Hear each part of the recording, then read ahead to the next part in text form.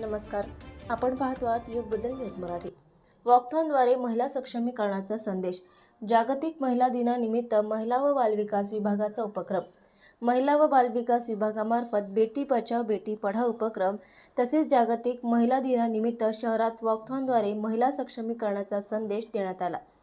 जिल्हाधिकारी अजित कुमार यांनी हिरवी झेंडी दाखवून उपक्रमाचा शुभारंभ केला. विविध मान्यवर व महिला भगिनी तसेच नागरिकांच्या सहभागासह जिल्हा परिषदेपासून ते हुतात्मा स्मारकापर्यंत वॉकथॉनचे आयोजन करण्यात आले होते. जिल्हा परिषद मुख्य कार्यकारी अधिकारी श्रीमती बी वैष्णवी, अतिरिक्त मुख्य कार्यकारी अधिकारी विनय ठमके, जिल्हा महिला व बालविकास अधिकारी गिरीश पुसतकर, महिला व बालकल्याण अधिकारी राजश्री कोलखेडे, जिल्हा आरोग्य अधिकारी डॉक्टर बळीराम गाढवे यांच्यासह अनेक मान्यवर उपस्थित होते. देशाच्या जडणघडणीत महिलांचा मोठा वाटा आहे. कौटुंबिक जबाबदारी समर्थपणे सांभाळून महिला अनेक क्षेत्रात नेतृत्व करत आहेत, असे प्रतिपादन जिल्हाधिकारी अजित कुमार यांनी यावेळी केले. श्रीमती वैष्णवी यांनीही मनोगत व्यक्त करून सर्वांना जागतिक महिला दिनाच्या शुभेच्छा दिल्या. वॉकथॉनमध्ये महिला हक्क सुरक्षितता याबाबत जाणीव जागृती करण्यात आली.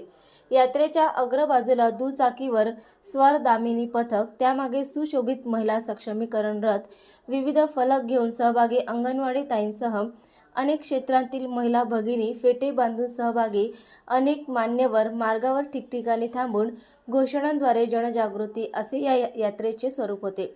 हुतात्मा स्मारक येथे अभिवादन कार्यक्रम होऊन यात्रेची सांगता झाली. कर्मचारी अधिकारी उपस्थित आहेत.